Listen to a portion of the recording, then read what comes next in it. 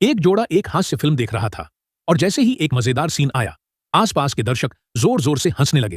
लेकिन महिला एक सवालिया निशान के साथ पूरी तरह से नहीं समझ पाई कि हंसी का कारण क्या था। फिल्म खत्म होने के बाद भी उसे समझ में नहीं आया कि लोग क्यों हंसी रहे थे। 1 साल से अधिक समय तक महिला इस दृश्य का विश्लेषण करती रही और अंत में एक दिन उसे उस सीन का मजा समझ में आया। हालांकि उसी समय उसकी सास का अंतिम संस्कार चल रहा था और पति ने हैरान होकर जल्दी से उसे याद दिलाया। फिर महिला को एहसास हुआ कि उसने बहुत देर तक उस दृश्य के बारे में सोचा था और सिर दर्द से परेशान हो गई, जिससे वह अचानक गिर पड़ी। अंतिम संस्कार सेवा कंपनी ने यह देखा और दौड़ते हुए उसके पास पहुंचे, यह जानने के लिए कि क्या वे इस काम को पूरा करने के बाद अगला काम भी कर सकते हैं। वे यह भूल गए कि उनके पास पहले से एक काम था और जैसे ही सब कुछ संभलने की कोशिश की, अगली सेकंड में कुछ और अजीब हो गया। खुशी की बात यह थी कि टीम लीडर ने घबराए बिना स्थिति को संभाला और तुरंत अपनी टीम को संकेत दिया कि वे ताबूत को उलटकर फिर से इस्तेमाल करें।